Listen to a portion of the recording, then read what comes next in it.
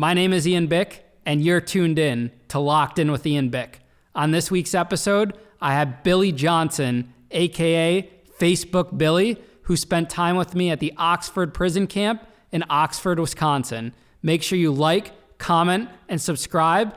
Enjoy Locked In with Ian Bick. We all make mistakes, experience failure, and fall down in life. But if you decide to get back up and use it as fuel to your fire, you can choose to not let it define you. You can make it through to the other side and turn it into an opportunity. I went from owning a popular nightclub when I was 19 years old to becoming a federal inmate by the time I was 21. Join me, Ian Bick, as I interview people from all over the country who have experienced the rock bottom of the American justice system. Billy Johnson. What's up, buddy? Welcome to Locked In. Feels good. It's great to have you here. You are our first guest that not only was in physical prison with me, which is like a whole interesting story our viewers are going to love. So many. And you were in a federal prison camp. Right. That we haven't had anyone come on and talk about that before. And you were in a federal prison, medium and low security. That's right. So it's going to be awesome to get that perspective. I took the tour, man. I took the tour. Awesome, man. I like to start kind of from the beginning and kind of look at the time before I met you in physical prison. So what was it? What was your past life like? What were you doing growing up? Where are you from? What's your family like? Born in South Carolina. Family moved to Florida when I was young. Great upbringing. Father was military, police, fire department, like the true all-American meat and potatoes dad. I've got an older brother. We were a close-knit family. We never went without pats on the back and belts when we were out of line. Just everything that really was like just a perfect upbringing. Lived in Florida for a while. Really came up in Arizona. Lived in Arizona 20 years. That's where I was junior high, high school, and post high school, college, and that's kind of where everything took the downturn. And how to take the turn downward? Just partying. In high school, smoked a little pot, drank, smoked cigarettes. Really had a hard time staying focused. I was more worried about the world and what was going on, and I got through school barely. Just wanted to be a little more wild. College, did radio, and that's, it was partying. We were partying, sex, drugs, and rock and roll 3 days a week, and we got paid for it, man. Some of the hottest clubs in North Scottsdale in the early 2000s, which was the heyday for my generation, for music and fun, and it kind of went downhill from there. So you're using drugs, you're partying, you're having a great time. At what point do you get addicted to these drugs? From the rip, really.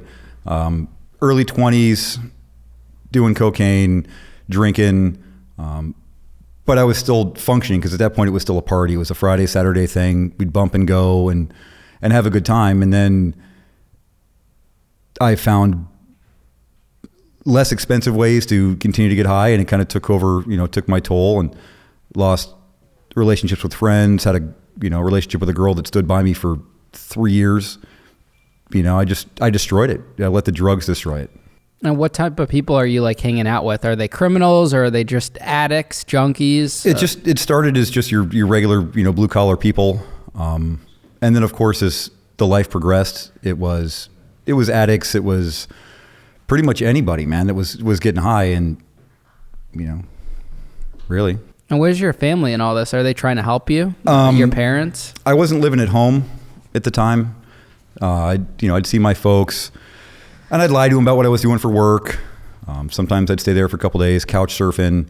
I was in a bad relationship there for a couple of years with a chick, and it was just the same thing, just drug filled, dirty, nasty apartments, horrible areas, cheap, but that fix was always number one for a lot of years. Do you think if anyone tried to jump in and help you, you would have that would have saved you, or not really? No, I was so in it, and I was in that life, and it was I kind of enjoyed the life, the fast pace, the adrenaline. Really is what it was. I was in that life. I was feeling like a rock star because I was always insecure. Growing up, I was, kids are mean, and I was always picked on. My ears and my teeth have been the same size since I've been 6. So maybe it was the insecurity, and I kind of found something where I fit in and I could be, the man, like the rock star guy. But deep down inside, I hated it. What's the craziest thing you had to do to get that fix? Stealing. Criminals, we did checks, we did credit card fraud things. So you guys are just doing whatever to get whatever it was, man. I mean, my hands were in so many things. It's almost kind of scary when I look back on it now, like how close I really came so many times to going away for a long time. But that eventually ends up happening. Ended up happening. How much do you end up getting sentenced to? How much time? I got 70 months. My guidelines were 57 to 71. The judge gave me 70 months, and he racked the gavel and told me to write him a letter when I got to prison so he knew how I was doing. Now, why did you get indicted on this? Well, we left Phoenix, and my dad wanted to retire in the small town that he was from in northern Michigan, or southern Michigan. Went out there, and I tried getting clean, working at a bar, met some people that were using, and fell right back into it. And I found out, like, hey, how much are you guys paying for this? This is crazy. I've got people, I can get it cheaper, and just went right back into it. And so we had the genius idea to send meth out in the mail. You sent meth through the mail? Through the mail. Wow. You know, we had sent little bits to people, and I'd heard stories about how great it was, and people were doing these things. So we packaged up quite a bit and had it delivered to it turned out, my co-defendant's house, and they did a controlled delivery. State police kicked in the door, the whole thing. This is your first time ever selling drugs? No. This was what caused my indictment. This was 2014. I was 34 at the time. So this was supposed to be like your big deal, like this was the big deal. My new place, I was going to be the guy. Before that, it was just, it was small time stuff, and I was just living that drug fueled life through my 20s and into my 30s. So early 30s, police kick in the door, interviewing us, take everything from us, and the postal inspector comes in and lets everybody know that, state, this is done. The feds are picking this up. We're going to indict these people. Let them go. The feds are going to come with an indictment. Did you know that there was such thing as postal inspectors? Because I had postal inspectors in my case, and I didn't know what the fuck postal inspectors were.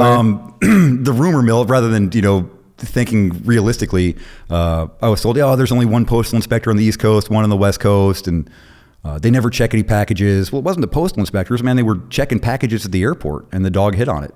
I mean, just simple everyday things that they do that we don't think is, we're getting away with it every single day. How much money were you supposed to make from this deal if it went according to plan? A few grand. So that's it. You risked everything for a few grand? For this particular one, yeah, just a few grand. What's going through your mind at the time?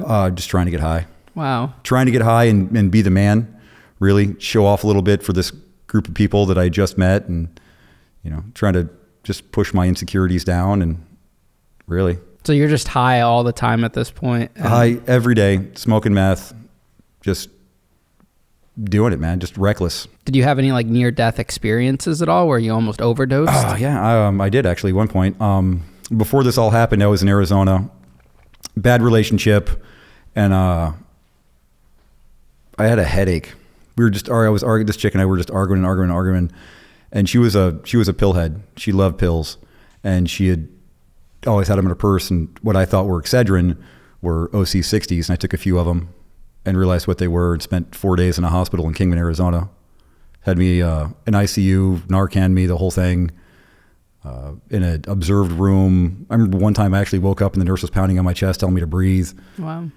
And that wasn't a wake-up call? You just went right, like you left the hospital and let me get some more meth? Well, pretty much. Well, my justification at the time was, I don't do pills, and that was just a mistake, so it's cool. Yeah. But eventually, before I got arrested, it was everything. But we'll get into that. Now, and the people around you, they're influencing you to do these things too? Yeah. Everybody was getting high. That I associated with, everybody was getting high. And by this point in time, I didn't have a sober friend. The people that I knew that were sober, I lost touch with, gotten older, fell off. Really what it was. So you get arrested, you get 70 months, just about. And was that through a plea deal? Did you go to trial? What's the process? When the feds came into the house that day when we got busted, and they let us all go because the feds were going to supersede the state indictment because it was the state police that raided the house. So they basically took the handcuffs off me and they said, you're not going to jail today, but you're going to go to jail sometime. So don't go anywhere. And so I jumped on Facebook and started chatting up this chick that lived in Idaho, and I packed a bag and I went to Idaho. You left the state? Left the state. You were on the run? Gone, done, middle finger to the world. I'm out, bro. Like, I'm done. This is the end of 2013. You're never going to catch me. I'm going to go to Idaho. And how old are you at the time? I'm 33. Okay. Yeah, 33. And was this your first time ever arrested? No, I'd done like some overnights and a couple week stints for... But nothing major? Nothing major.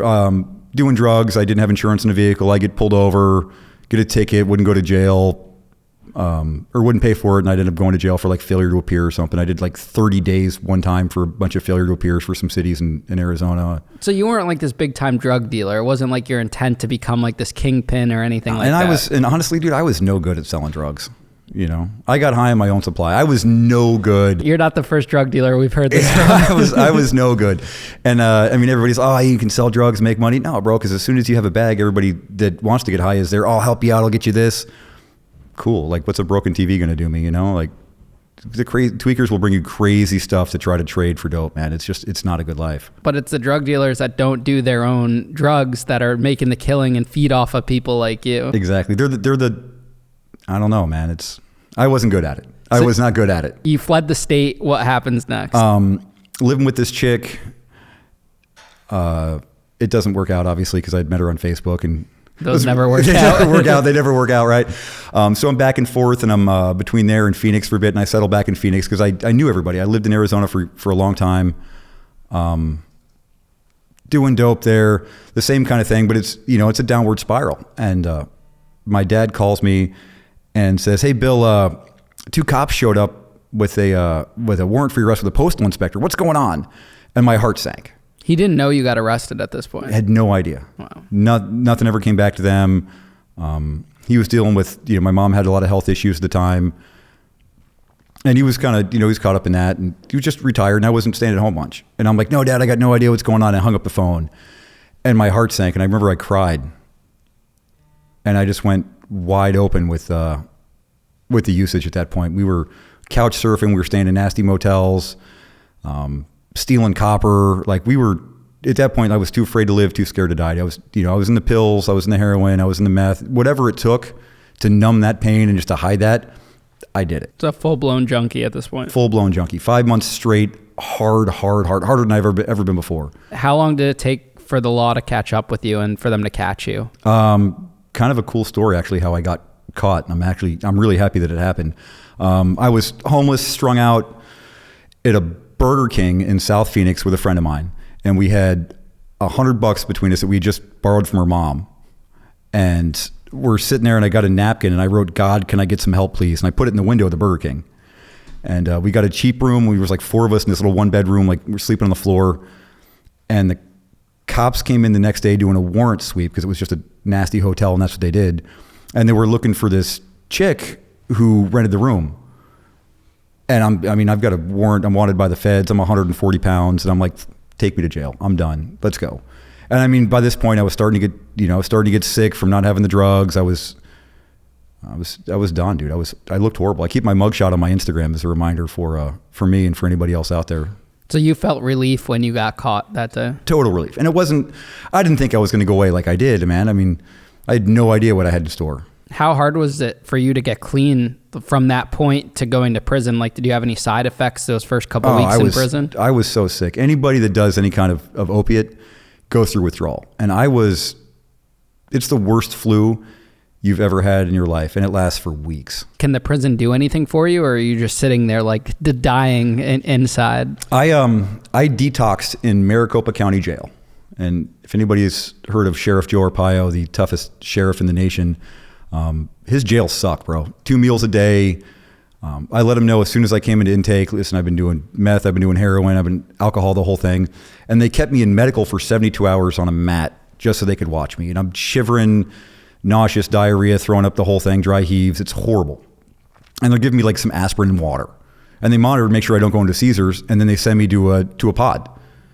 And I was still sick for 2 weeks until the feds came and got me. And then you take a plea deal right away? No. They had to extradite me. It was almost a year before I got waiting sentenced. in county? A few weeks in Maricopa County, and then the feds picked me up, and I did a week in the federal facility in southern Arizona. And then they put me on the plane, and they sent me to Oklahoma for 2 weeks. And Oklahoma sucks. 4 times I've been through there. Yeah, so you're on Con Air. Con Air, shackled, the whole thing, black box, the whole deal. Yeah.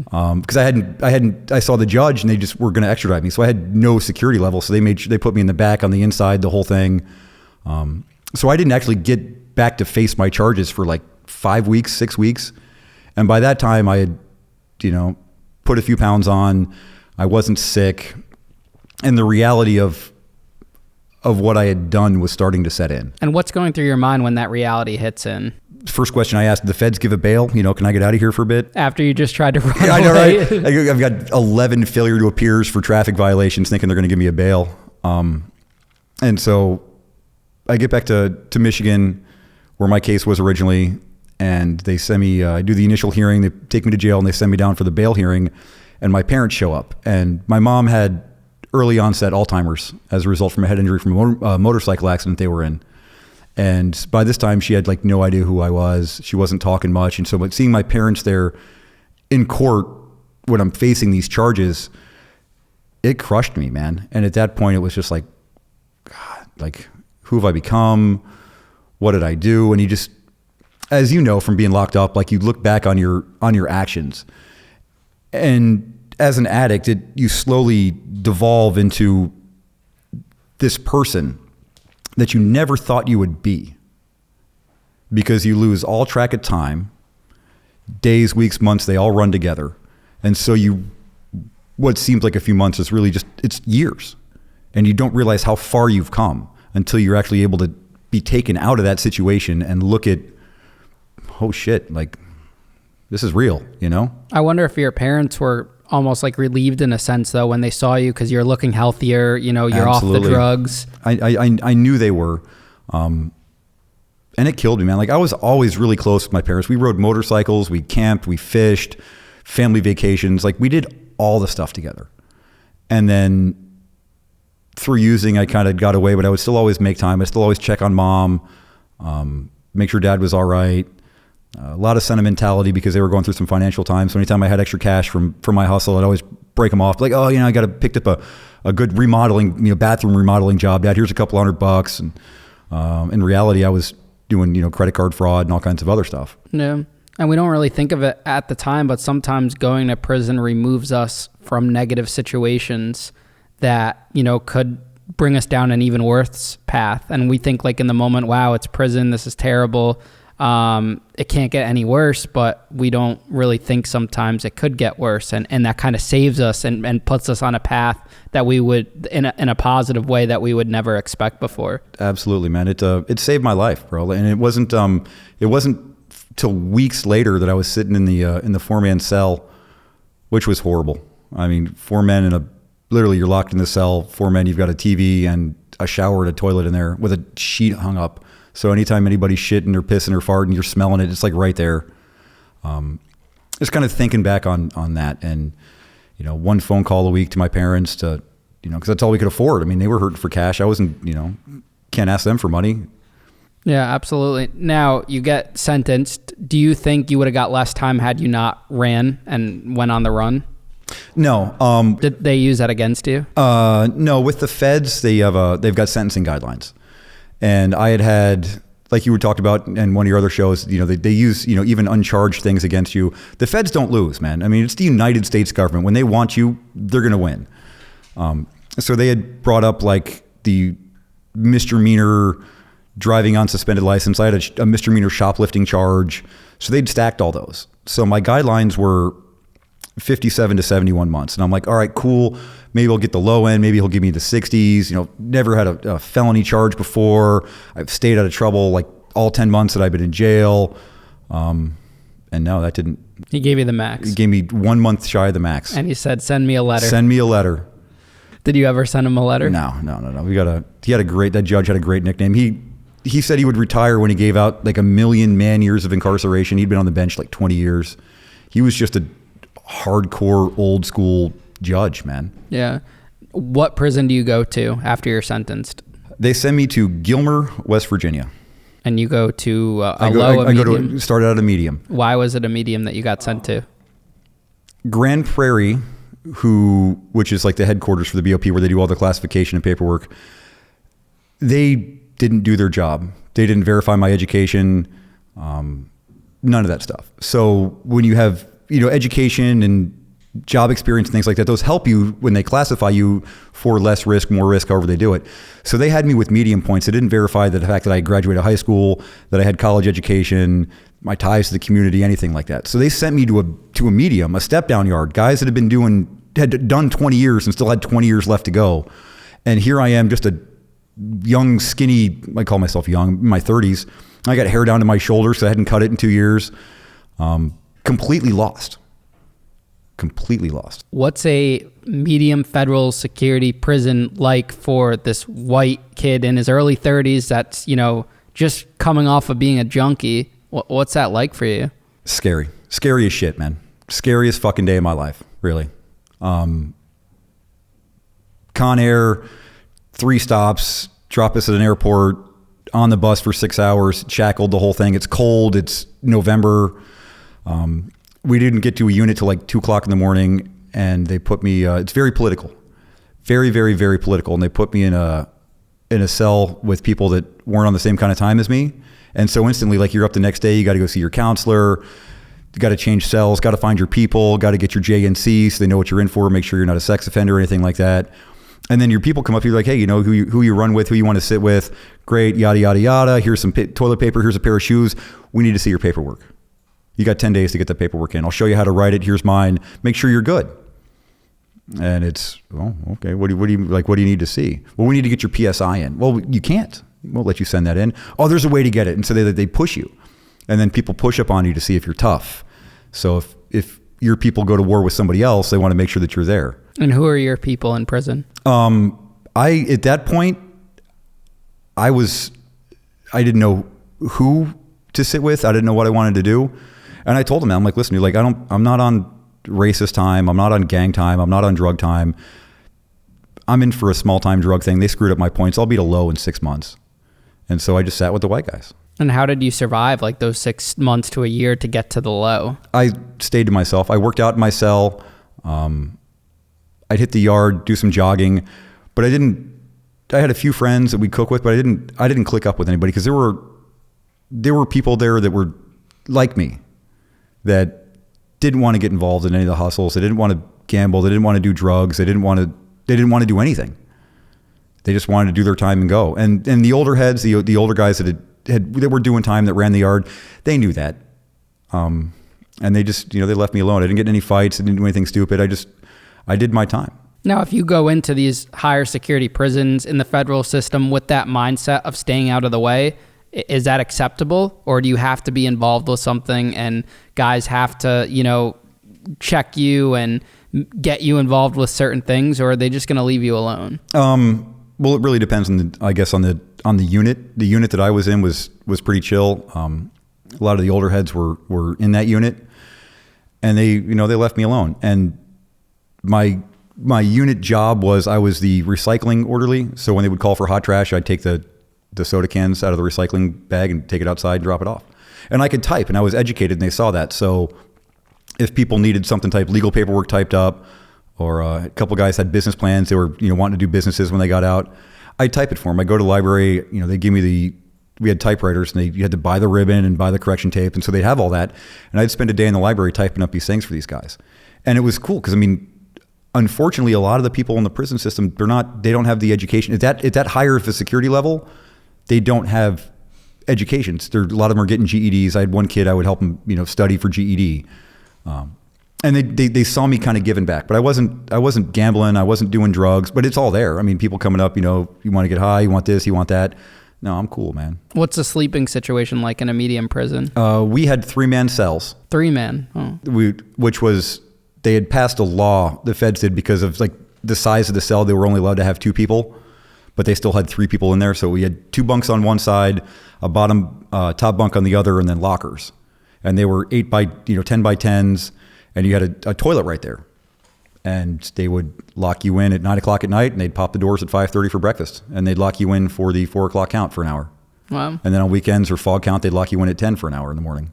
Now they had, it wasn't called like prison gangs on the East Coast. It's like prison cars. Right. Is that what it was? Yeah, it was your car. Who your car with. You wanted to. Can you explain what that is? Your car is just your people. If you're If you're on gang time, that would be your car. If you're on Michigan time, Ohio time, New Jersey time, whatever it was, that was your car. That was your people that you rode with. That's who you'd sit with. That's who you'd work out with.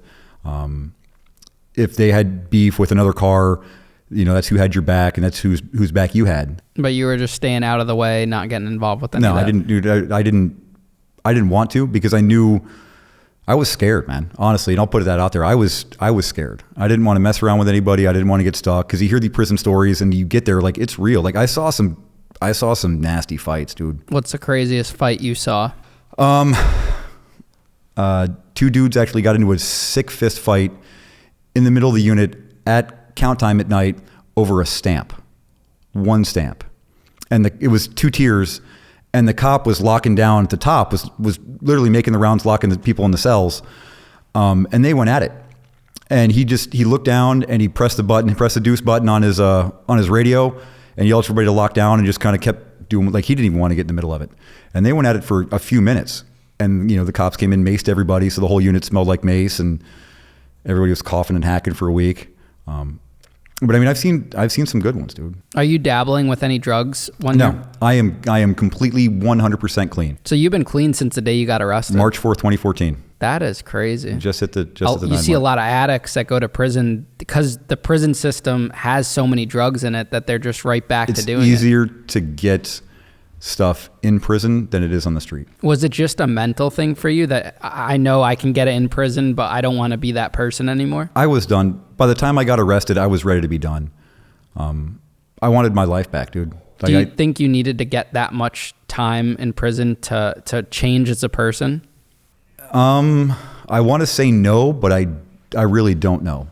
I knew I needed help, and that's one of the issues with the federal justice system is sentencing disparities. Because if my case would have stayed a state case, I would have gone to county jail. They would have sent me, to drug court. I would have probably done like 6-9 months in county jail, got a trustee job, couple months probation. I would have been home. But the guidelines with the weight, it was an ounce of meth, which was short, by the way. It wasn't even a full ounce. It was short. 5 years, mandatory minimum, because of the size, versus a state case where it would have been 6 months, 9 months, something like that. But maybe you never know. If you got a state case, you could be back out there. And that's that's the backside of it, is you don't know. So did I need to do some time? Did I need help? Absolutely I did. Did I need to spend 5 years in federal prison? I don't know. How long did it take you to get to a low security prison after the medium? It was 9 months. You get reclassified 9 months, and then they sent me back through Oklahoma for 2 weeks to Lexington, Kentucky, Medical Center Lexington, for the drug program for RDAP. What's the drug program? Residential drug program. Everybody in the drug program stays in the same housing unit. You've got the prison, like the institution rules, and then you've got the RDAP rules, which are, I don't want to say stricter, but it's a lot more confined. And there's a lot of stigma. People are like, oh, the RDAP program is a snitch program. It's where I was, I can't count for all of them, but where I was, it was different, man. It was small. There were 100 people in the program. We had 3 phases. A lot of self-reflection. It taught me, it kind of opened my eyes about things. I mean, you'd see guys that have been down for 20, 25 years for drugs and murder, and they're telling their story at the end of their thing, just breaking down, just bawling, talking about their kids, how they had shot their friend on accident. Just a lot of real shit that was talked about. And it was kind of a safe space, but they monitored it. And if you were out of line, they'd pull you down to what they called the honesty room, which was where all the RDAP counselors, the DAPPers, and you'd have like the mentors of the program there, and they'd talk to you about it. They'd ask you about it. What you want to do, they'd make you do like what they called them learning experiences. So you had to actually write out like what you did, what happened, the consequences, what you've learned by it. So it was a 9-month program. It was, it was intense. Now it's very strict though too. Like you can't get in any type of trouble. You can't do no trouble at all. And no side hustles. Like, I mean, in prison, everybody has a side hustle. In RDAP, if you get caught side hustling, you're done. You're not, ironing somebody's clothing for $2 or $3 a week. You're not, if you get caught cleaning rooms or doing your own laundry, we weren't even supposed to break bread with anybody else. Like we couldn't cook up with our people. Now, what are the perks of the RDAP program that makes guys want to follow these rules so strictly. You get a year off your sentence and 6 months halfway house. Which essentially takes off a year and a half Year of your and a half sentence. of your time. You're getting out early. So if you got 3 years, you can get out, and maybe a year with good time or anything like that. And also where I was at Lexington, my unit, it was clean, dude. Like it was a lot of these older, Lexington's 100 years old, man. It was a state hospital, federal medical center. It was run by the public health service. There were a lot of like drug experiments. It's got a deep, dark history, and it's disgusting, man. I mean, you got 1,000, 1,200 people there. It was a medical center. They had one of the wings had its own pharmacy. You'd see guys, doing the Thorazine shuffle, people dying of cancer in F4. I mean, it was a disgusting place, but my unit was super clean. Beds were always made, showers were clean. So I mean, it was. I had a one-man room with a door on it. That's perfect. It was. I mean, it was a great way to. It really was a great way to do time. So you finish the program, and then you get sent to a prison camp after this. They put me to camp. Which camp was this? Oxford with you. Oxford, Love Wisconsin. It. So I go back through Oklahoma for the 4th time, and Oklahoma transfer station is. Yeah, you got to give people an explanation of how bad Oklahoma. You never went through Oklahoma, did you? I did, to get to Wisconsin. That's right, but they gave you diesel. I spent Christmas and New Year's there, and when I say that was the worst experience of my life, and I did 6 months in the shoe. So for me to say that Oklahoma City was the worst, man. And you have all those cartel guys there, it was so bad. Like, it was terrible. When you get to Con Air, when they load you up for transport, when you're leaving your institution, they call you out early. They go through R&D. They line you up. They belly chain, shackles. If you're higher security, they put that black box on you. And if nobody knows what the black box is, picture handcuffs. And you've got the chain between the handcuffs. They put a hard, plasticky metal box in between those handcuffs. So you can't move them back and forth. There's no dexterity there. You can't do anything. So you're stuck. And if you're really high security, they shackle you in so your handcuffs, you're stuck like one above another. So you can't move at all. They put you on the bus, they take you to the airport, they call you out on the tarmac where you're going off the bus, and they line you up, and they're pulling prisoners off this old, beat up, super ratty airplane, and they put you on. It's got federal marshals, they're lined up around the plane with guns, and you're side by side. It's a completely full plane. And you could go one stop, you could go directly to Oklahoma, you could go make 4 stops on your way there. And they put you back on another bus. People going to different institutions. But when you're going to Oklahoma, you get on the plane, they fly you, and it lands. And you taxi to the other side of this runway, and it pulls up to the jail. And that's it. You're off the jail, you're off the airplane, they pull you out single file, they unshackle you, they unhandcuff you, and they make the announcements, crazy announcements. If you're part of this gang, this gang, this gang, if you're affiliated with this, come to the front of the plane, because there's like active gang wars going on, like real shit, smash on sight. These people will stab you up if they see you from another gang. And people are calling each other out. I was going to Oklahoma the last time, and some dude's on the plane, and he sees a sex offender from one of his other yards, and he's screaming out, "I got paperwork on this piece of shit. He's a chomo. He's a toucher." Just calling him out. I mean, they're trying to fight you on the plane, the whole thing. And it's just designed to make you feel uncomfortable. Like, you get off that plane, it's like the terminal is the prison cell. The terminal is the prison cell. And they have you in the basement or whatever. You get stripped out, and we were in yellow jumpsuits, and you're waiting there for hours because they have to process like 100 or 200 guys. A couple hundred people, and they've got 3 planes that come in. I remember we got in at like 9 o'clock. I didn't make it to the unit till 2 or 3 a.m. The last time I got there, we were late, and we had to do the 4 o'clock count. BOP has a 4 o'clock count every single day, 7 days a week, 365 days a year. And we're on the jetway. The marshals can't turn us over to the prison system yet because they've got to do the count. So we're on the jetway. So we've been on this airplane, which they give you like one quick bathroom break with no door on it. So if you got a shit, you're out of luck, dude. There's turbulence, you're bouncing around with your ass hanging out. And so we're on 200 inmates. We're on this jetway, and we've got to piss. Like, we've got to use the bathroom. There's 100, and they won't let us in the institution. And they can only take like 4 at a time to unshackle you when the count clears, which is at 5 o'clock. And then they herd 150 people in these cells with one toilet. People are shitting and pissing everywhere. It's disgusting. It is literally the worst environment.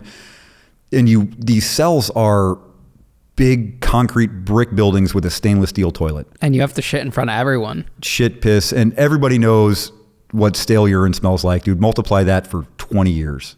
Now, eventually you do make it to the camp. Make it to the camp. Probably one of the best prison camps in the prison system. It was, besides like Otisville. Right. You make it to the camp and you do your time, that little bit of time, and then I come along.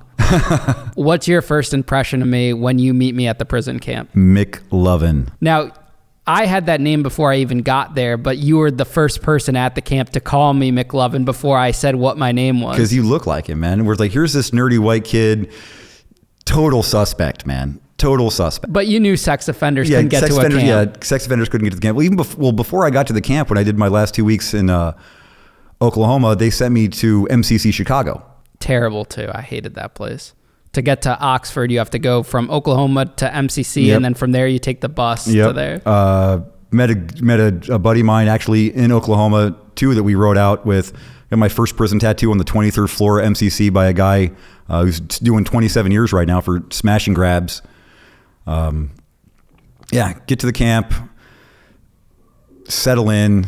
Totally different time than what I'm used to, man. There's no moves. It's open movement. You can do what you want.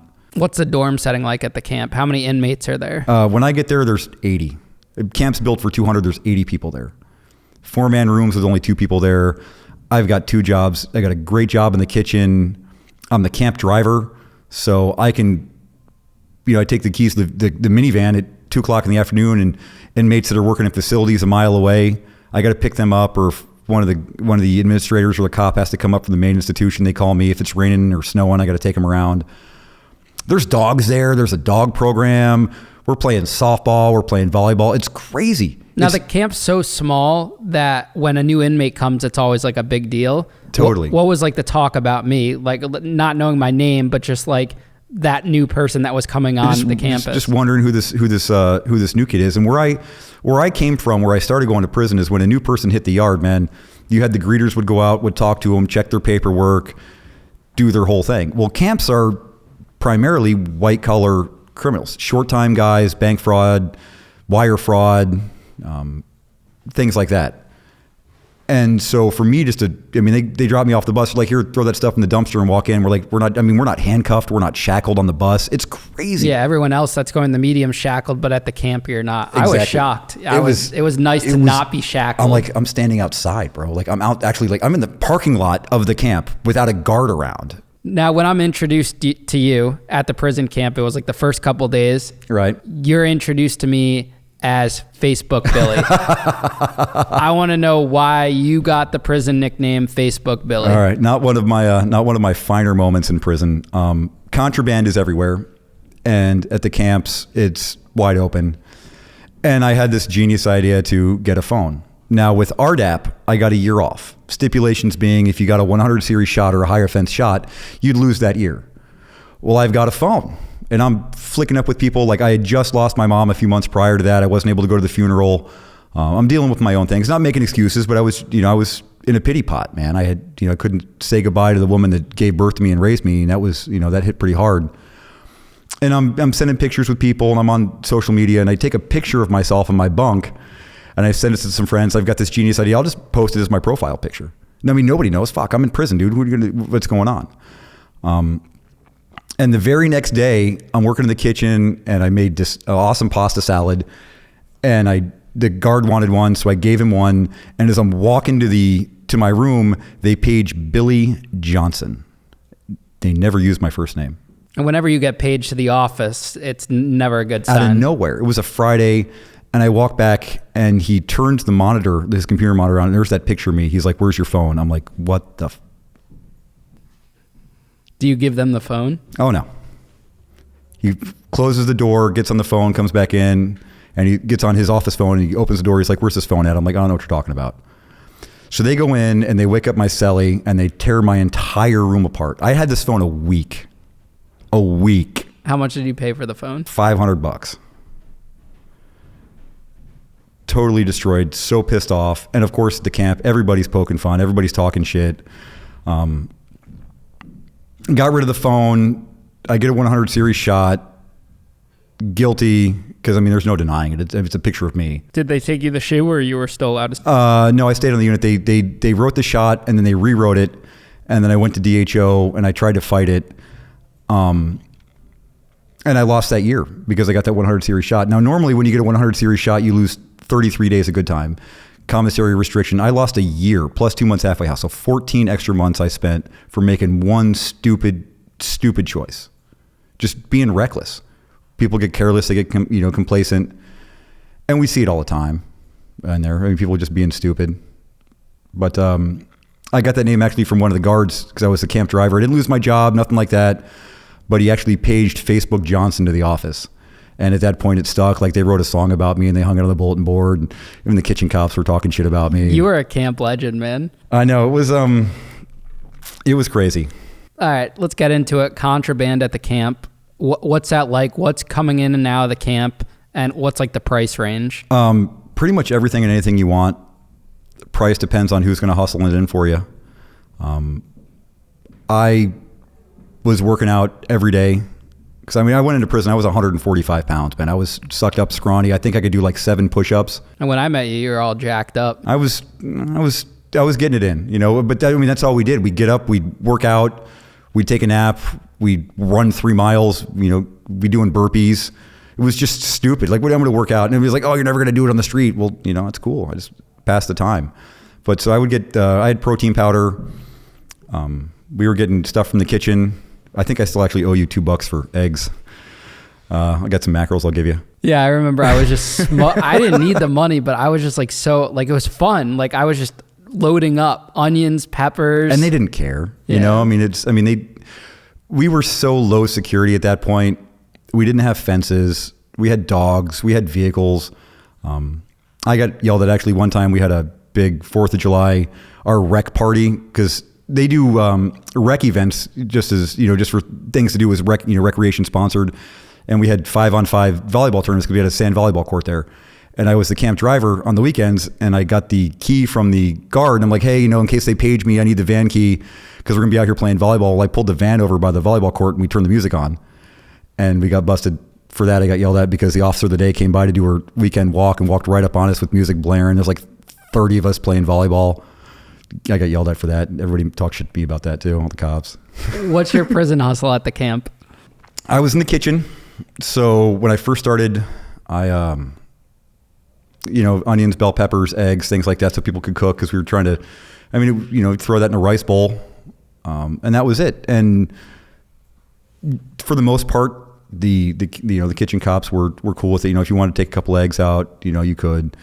And there was kind of a give and take there with the officers because if the medium went on lockdown, we would have to go back in the institution and we would have to make lockdown bags. So we'd work, 14 hours a day, which we had to do. There were 2 lockdowns downstairs when I was there. I went for one and they're like, all right, guys, skeleton crew, we've got to go down there and make lockdown bags. And what they mean by lockdown bags is there's 1,500 inmates behind the fence of the medium. When you're on lockdown, you're only given one hot meal every 3 days and a shower every 3 days. So you're making bologna sandwiches for 1,500 people times 3 per day. So you're 15 hours a day, you're on a slicer, you're throwing 2 pieces of bread, 2 pieces of cheese, 2 pieces of bologna in these paper bags so the entire institution downstairs can eat. So the guards were cooler with us and they gave us a little more leeway. And that's kind of the relationship that we had with a lot of them to where they would look the other way. Now we had some assholes that were just there just to ruin our day. They would come in, want to tear up your cell, they want to tear up your room, they want to get in your space, just to flex. Now on the topic of prison kitchen guards, there was a point in time when we were both at the camp that word got out that a prison kitchen officer was pretty much, sexually harassing me and, inappropriately touching me. I'd love to put him on blast right now too. What happened? What was the rumors going around the camp? Like what was going through everyone's mind? He would wake you up extra early. He was the only one that would try to be your friend, make sure everybody else he would shake down. He's like, here you go, here's an extra, if you want to take this, you're good. And he was a super cop too. He was super cop. Shine the flashlight in your eyes at 5 o'clock in the morning for count just to wake you up. He was an asshole. And then the investigation popped and you were like, this is bullshit. This is happening. He's way out of line, way out of pocket. And they sent him downstairs. And then you left and they brought him back up. I actually think he was, because you left the day before me. And I think he was back up like that day. And people used to see him staring at me in the chow line. Like, it was obvious that he was a weirdo, bro. Super weird. And he looked the part of being a weirdo too. Like, that man, if he was an inmate, he would have been labeled as a sex offender, like from the get-go. And that's cool, man. Like, I mean, if that's his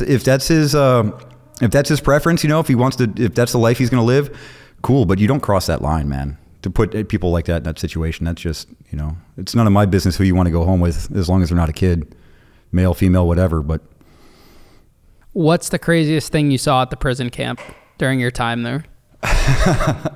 Just people running and hustling. What do you mean by running? Running for bags.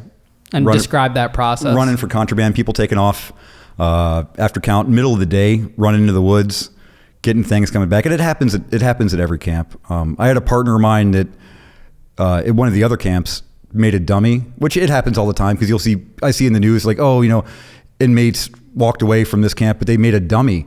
And he had it in his bunk because he snuck out to see, you know, spend the night with this girl in the hotel, and the cops found out it was a dummy at like 2 a.m. Like, people would do it. They'd take off. I never did, but they'd run out to get a bag. They'd go see their girl, come back. I saw that. You see it in the middle of the day. Pretty crazy stuff. We had a guy sneak out, and they called an early count. They caught it on the camera. And they called an early count. And he tried to sneak in, shoved a whole bunch of food through one of the windows. And they caught him, but we had all this food floating around our wing. So we got to get rid of the evidence, right? So we're smashing pizza and fried chicken. I mean, everybody's eating good. You got to get rid of it. So I remember the first week I got there, like, I'm going down the hall and there was a bag. It's always a big ordeal when a bag was coming into the camp, because everyone's looking out, everyone's getting tipped with fast food and stuff. And I walk past a cell, and because at the camp it's okay to really be nosy, because no one's like gonna shank someone or something. It's not okay, but it just happens. But it happens. You got the older guys that are just looking around, and I look in and everyone's just eating McDonald's, and I was like, what the fuck's going on here? But then eventually it was a custom thing. We were eating deep dish pizza. We were eating Chinese. I think we smuggled in fucking sushi one time. Like, it was just crazy. Oh yeah, no, we had. I actually had a cop give me a piece of shrimp. That's awesome. I was walking by one of the cool cops. If anybody was there at the camp, they know exactly who I'm talking about. He had shrimp, had like a cocktail shrimp platter. And I'd been down for almost 5 years at the time. I'm like, is that shrimp? He's like, go away. And as I go to turn, he throws in like the little refrigerator. He's like, Johnson. I turn around, he gives me one. He's like, don't say anything. I'm like, oh, I got a shrimp, dude. And we had Culvers. People were drinking, smoking, whatever. At the camp, there was another inmate who, he and I had a similar build. And he was a smoker. And I had gotten up one morning, and I had just got up, and I was walking to the chow hall, because a lot of times, like when they had, you know, breakfast pastries, there'd always be, you know, leftovers in there. You can kind of walk in the chow hall and grab a pastry. And I walk by, and the cop goes, hey, what were you doing down there behind the tree? I'm like, what the fuck are you talking about? Like, I just rolled out of bed. Well, I can run the camera back and see. I'm like, I literally, like, my bed is still hot, bro. Run the camera back. And I mean, they were doing stuff like that. Now, eventually, like, the prison, or like every 6 months, would conduct these prison-wide shakedowns. Right. What's that process? What's it look like? Whenever they do training and get recertification, because the training center was back there, and we all worked in facilities, and we mowed the grass out there. So the whole place is usually empty 5 months a year, or five out of 6 months. And then they'd have training out there where they're, you know, jumping through hoops and, you know, recertifying everybody. And once that was done, we knew that there was going to be a camp-wide, you know, shakedown. So everybody would get rid of their stuff. We'd be all set, and they'd come in by like the van loads, and you'd have the dental people, you'd have like the education staff from downstairs that you never saw, but all of a sudden they had a belt on and they were ready to go, and they would tear us up, man. They'd come into your room, they'd pat you down, they'd put everybody in like the gym or the visit hall, whatever it was, and they would tear up your house like crazy, ripping sheets off of beds. Sometimes they wouldn't find anything. Sometimes they'd find things. Sometimes you'd have stuff in your locker that you shouldn't have, but they really, you know, some of them didn't care. They'd be like, whatever, these are campers, let them fucking be, you know? And they were hauling out trash bags full of contraband. Left and right. Now, at the higher security prisons, they make alcohol, like hooch, whatnot. I'm sure you saw that all the time. But at the camp, inmates aren't doing that. No. What are they drinking at the camp? Everything. And where are they getting it from? People dropping off the bags, man. It's just like full-blown bottles of alcohol. Wide open. And it was, camps were initially set for white collar criminals, people that were going to be, you know, older people, Ponzi scheme guys that were, you know. Wow, shooting at me. Bernie Madoff type of characters, people that stole money, you know, where they could sit, they could do their time. And where we were, our camp had like the fence line, from what I read, like the fence line would come up to the track, bocce ball was there. They'd never call you in until 10 o'clock count. Where we were, it was, you know, when the sun went down, they'd call us in. And so you had a mix of people, and it was wide open. I remember when you'd do like the random breathalyzers, and guys would, like, if they got a bottle in or stuff, like say it was a holiday night and they got the bottle of vodka, and guys would get called in. Some guys would get popped and they would go to the shoe for that. Absolutely. I mean, it was always on a weekend, and you'd know, and they'd call count, and they'd be gone. As soon as they clear count, somebody would take off and they'd come back at night, and you'd see it all the time. But I mean, everybody was hustling too. It was, with the camp, we had more freedom. We had the library was there. We didn't need to check out books. We could take what we wanted, and everybody had a thing, whether they were, you know, cooking like you. I made granola bars, Billy bars, and we would get so bored sometimes at the camp where you could only exercise so much. You could only play so much volleyball. You can only watch so much TV. We had 4 wings, and I lived on wing 3, and I called it 3rd Street. I was the end of 3rd Street. It was a cul-de-sac. And I forget who I was talking to, but we're just like, we did the 3rd Street Merchants Association. We were like the homeowners association, right? And everybody on the wing had a hustle. I made bars. My cellie made pillows. Somebody had a store. Somebody had a ticket. My neighbor had Chip City, which he just stored out just chips. Shout out Chip City. There was a blackjack table in one of the rooms that we took for some money a few times. I mean, we just find things just to pass our time. I mean, idle hands are the devil's workshop, and we would just be stupid and silly just to pass the time and have fun, man. I mean, we made the best of it. I mean, it sucked. I lost my mom. I couldn't go to her funeral. I lost a handful of people, like close friends that died. And there's nothing you can do. Like, my dad had a heart attack when I was in prison. There's nothing I could do. I think that's the worst feeling of being in prison. Not only like you suffer through that, like FOMO, the fear of missing out, when you see your friends, especially when you have access to cell phones and stuff and you could see what's going on in the world. And then when incidents like what you're talking about happen, that shit just fucks you up because you're confined there. You can't do anything. You can't just like race home. Like you're feeling that pain within you and you're just stuck. Totally. And I mean, I didn't have that phone for like the first year, and I was trying to play by the rules. I was trying to do the thing, but I fell back into it. And it bit me in the ass. And I'm glad it did too, because it was, sometimes you got to get that check, man. You got to get checked. But I didn't have a lot of money, man. My job paid $35 a month. My dad would sometimes send me $50 a month if he had it. He was on a fixed income, Social Security, the VA stuff, taking care of mom. She was in hospice care, so he would go feed her breakfast and lunch every day. They were married 53 years before my mom passed. And they knew each other 6 weeks to the day, bro. Like, they had a love. And so I'm dependent. We had email, but it was like $1 a minute. It was crazy. It was 50 cents a minute or something. You had for your True Links you had to use. So I would call home like every couple days. Well, my dad, who was 79 when he passed away, so he was like in his mid 70s, not the most technologically advanced guy. I think he had a flip phone up until like the last few years I was in. He referred to text messaging as a piece of shit. So like me trying to explain to him how to email me in prison was just way out of line. So, I mean, if something were to happen, you wouldn't know. I mean, the only time they call into the prison, why, did somebody die? No, all right, cool, bye. And they'd hang up. Like, dad's in the hospital, kick rocks. Unless somebody's dead, they're not going to let you know. You got to find out on your own. Were there any celebrities you were in the prison camp with? At the camp and at the low. I was at Lexington with Struggle Jennings, rapper, super good dude. We chatted a little bit. He's doing amazing things too. And then at the camp, George Papadopoulos was my neighbor for 2 weeks. Do you ever get to talk to him? Yeah, I was there when he came in because he was my neighbor, and we were actually his cellies. He and I were cooking up. I talked to him a little bit. But he did 14 days. He was hanging out in the library talking to one of the other guys. And I remember when he was in the library, we were all trying to snap pictures of him with cell phones, sell them to TMZ. Somebody kept trying to steal his ID, and I think sell his ID to TMZ. Wow, I didn't realize that. Yeah. And then there was like always news vans outside when he first got there. They pulled us. They pulled everybody in the gym, and they're like, "Listen, we all know who's going to be here. It's been all over the news. Don't go out front." And it was kind of funny when you hit a prison yard or a compound, you go through A&O, admissions and orientation. So they walk you through, they give you your clothes, you go through medical, and it usually takes time. And when you're at the camp, because we're like the afterthought, it would take a regular camper 2 weeks to go through A&O.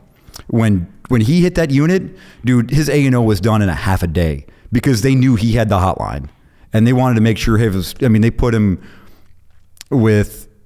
in a back corner cell with two dudes. One was a head orderly. And they made sure like he was set, super nice. He's like, "Oh yeah, everybody here is so great. They're shaking my hand." I'm like, "Dude, cops don't shake your hand, bro. Like, that's just weird." When the wardens do it, like the AW would come in and do it. The only time we saw the AW was when we had the food strike. And he was there like twice or three times that week for when George Papadopoulos came in. Dude, shaking his hand, the whole thing. Like, he came up and yelled at. No, I think we had like the captain came up when we had the food strike when they took all of our stuff away for that lady being stupid. Yeah, I think these prisons they don't want the extra heat on them. No. And there's so much pressure on them. Because he had the hotline. Like, he worked for the president. Like, you make one phone call there, everybody's done. I mean, imagine if something happened to him there. So there's just like a whole different level. Oh, yeah. And they definitely put thought into that when they're putting a prisoner like that in there. Oh, yeah. Now, over the course of your 5 years, you deal with a lot of prison staff, a lot of counselors, case managers, dealing with them with the RDAT program when you're finally ready to go home, everything like that. What's your view on them? Are they helpful? Are they not helpful? I've had some really, really cool ones and some that were just worthless.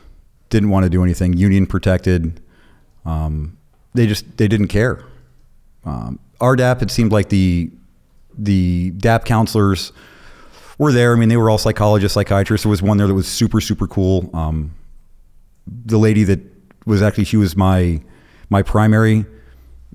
She was a sweet lady. She passed away. A lot of rumors surrounding that, but some were cool, man. Some of the cops were really cool. Even the cops hated the sex offenders no matter where you were. When I got on the bus at the Medium, the lieutenant was there. He's like, "Listen, man, it's a good institution. It's a new institution. Child molesters are protected. If you're a sex offender, sorry, but we got to be nice to you, but we don't like you. So be careful. You're gonna have to check in right away, because they're gonna come for you." Yeah, you would have guards that would report who's a sex offender and who's a snitch. Oh, yeah. And that was another thing too. Like, if people stuck to themselves, they didn't want to click up. They're like, "Oh, he's suspect. He's got to have bad paperwork." There were guards there that would tell you. They're like, "No, dude, he's fine," or he's no good. And they did that to me too. I saw a couple of them at the Medium that didn't want to go, and they'd be dragged out of the cells. They're like, "Listen, dude, you got to go now, or they're gonna rip your fucking face off, dude. Like, there's gonna be nothing left of you." I mean, these are dudes that, like kill cops for fun, and they're coming after you. So you really need to go. It's in your best interest, It's scary, dude. So out of this whole prison experience, you finally make it through. You do pretty much the 5 years, right? A month shy of 5, yeah. A month shy of 5. And if you hadn't been on Facebook, you would have gotten out earlier. Yep. But I don't think I would have been in the situation that I'm in now if that wouldn't have happened. So I don't want to say it's a blessing in disguise. So you get out, and I think we did get out the same day, 4 years ago in January. You got out the day before me. It wasn't but we've stayed in touch, and every year you message me saying happy free day. Yeah, happy free day. And you're one of the few guys from the camp I've stayed in touch with regularly. We have each other on Facebook. Facebook Billy's back to Facebook. What did you start doing when you got out? How did you cement yourself in knowing that you did not want to go back into drugs or crime, or what did you do? Oh, I hit had to go to the halfway house in Grand Rapids. I'd never done Grand Rapids. Learning to move again in a whole new thing. I'm in a major commercial kitchen, stacking boxes at a granola bar factory, riding 3 buses each way. It's fucking January. It's cold. It's horrible. They put me on home confinement. I get a factory job, and then I get promoted. And doing that, and I'm kind of loving it. People are giving me chances. Nobody gave me anything, dude. My dad picked me up and took me to the halfway house, and he was like, "This is it, Bill. Here's $37. This is it." And I did it, man. I walked in, I was still on the GPS tether when I got the job in the factory. I'm like, I just want a chance, dude. Put me out there. I'm going to work 6 days a week because I've got nothing. And one of my buddies calls me and said, hey, I want to buy a hot sauce company. And I'm like, cool. I mean, let's buy a hot sauce company. And so he gets some things together. We get some people. He buys a hot sauce company. It's a part-time gig, Grand Traverse Sauce Company, Traverse City, Michigan. And it's a part-time thing, man. I'm working 5 days a week in this office. I'm driving 3.5 hours north to make hot sauce with my best friend. Barely making any money. It's pre-COVID, January of December 2019, January 2020, the whole thing. COVID hits. So we're struggling. They start opening up northern Michigan, doing some farm markets. We're gaining some traction. We're going to make this full time. So I quit my factory job and we found a house in Traverse City. We became roommates. Really good friend of mine. And we grew. And it was 12, 14, 15-hour days. He's in the kitchen. I'm running around selling sauce. We're driving all over northern Michigan to farmers markets, knocking on doors. We're doing tastings, product demos. And we start meeting some cool people to bring on the team. And it was 2 people 3 years ago. And now we have active markets going in 3 states. I'm working in Florida, which is my 4th state right now. I've got 17 people on the payroll. I have an amazing sales team. My production staff is great. My management staff is awesome. And we're doing it, man. And you've created this amazing life for yourself that you never had before. Never had before. This was me. This was my best friend. We were done with it. I needed to do something, man. Like it's my comeback story. Like this is all I've got. It's my child, and taking it from a tasting, 2 people in front of a store, hey, you want to try some hot sauce, to we're shipping bottles to all 50 states. We're gifting military people in foreign countries.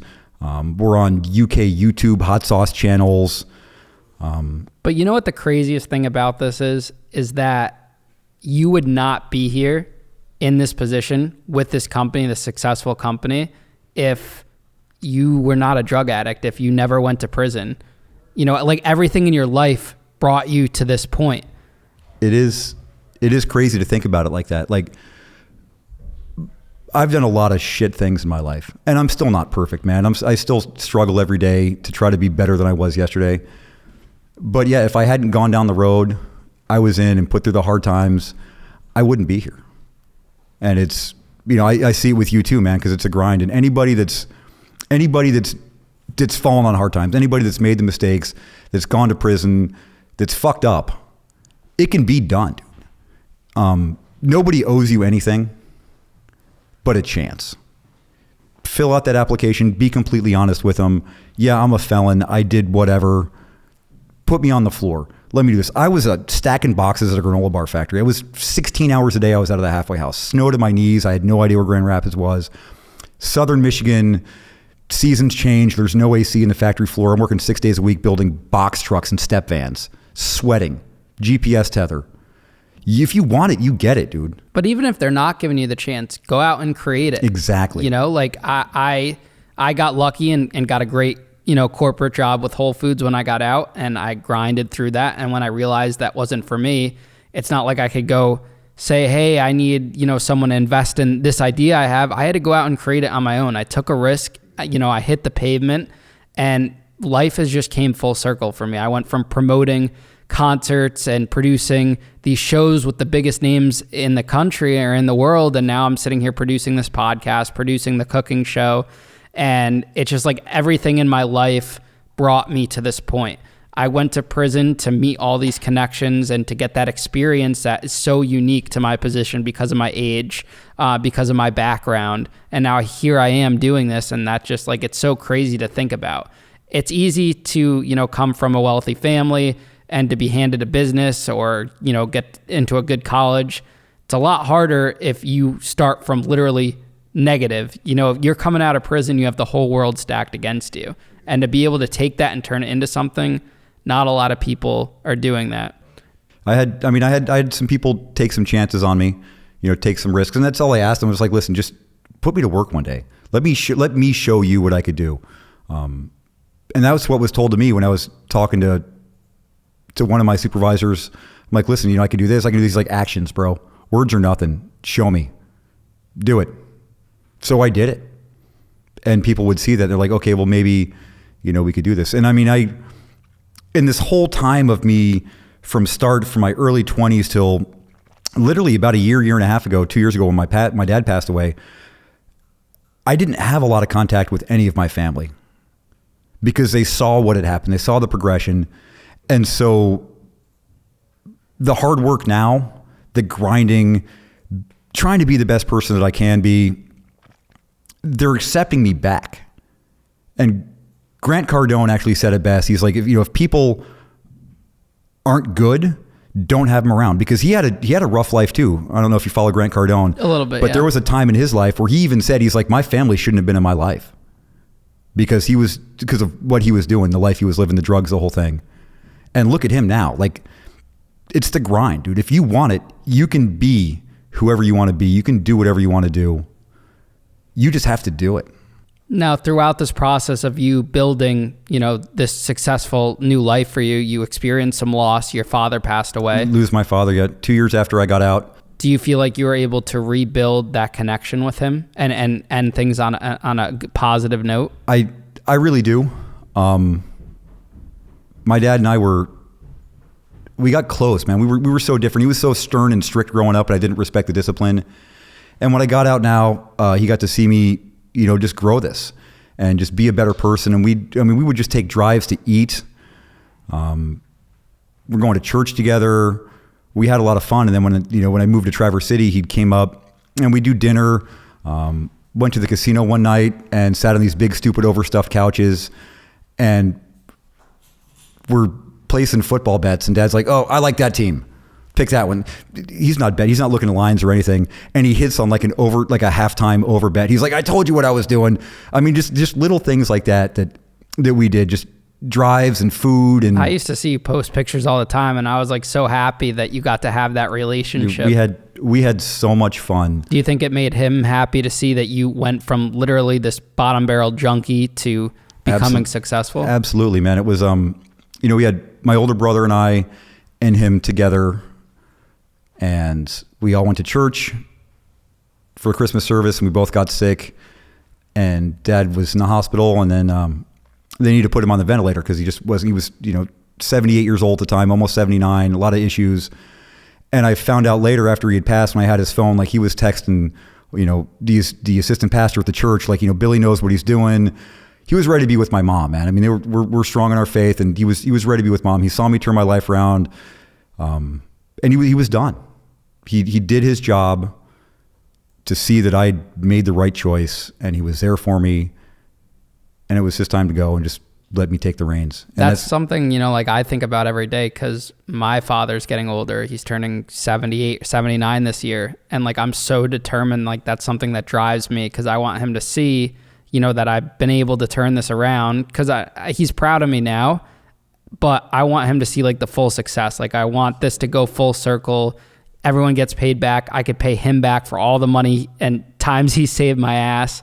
Put him on a beach somewhere, let him relax. Absolutely. So like that's like such a drive for me. Do you feel guilt that you lost that year and a few months of getting out early? That could have been more time with him? Absolutely, I do, man. I mean, I kicked myself in the ass for just being the person I was and losing all the time that I spent with my family. Because I mean, it can happen in a moment's notice. I mean, I've gotten phone calls from friends that I've known that have passed. A really good friend of mine had a brain aneurysm. Done. Mid-40s. Love her to death. Miss her every day. I mean, it can happen so fast. So you just don't want to take it for granted. You don't want to put yourself in a position to where you don't have that choice to be with those people that you love, because it can go quickly, man. Now I want to close out with this last question for you, Billy. What is your message to the person that's struggling with addiction, to the person that is at the rock bottom of their life and has no hope and doesn't see a future for them? What do you say to that person? If you haven't done it, don't start. And if you want help, there is a way to get better. If you need 30 30 seconds of encouragement, dude, slide into my personal DM. I'll be your cheerleader for you. I'll let you know it's amazing. You can do it. Anybody can get clean. They just have to want it. But if you haven't done it, don't start doing it, because it will destroy your life in a way that you have never thought of or could ever imagine in any way. Being in that life, being a drug addict, being homeless, stealing, nobody wants to be that person. Just don't do it, man.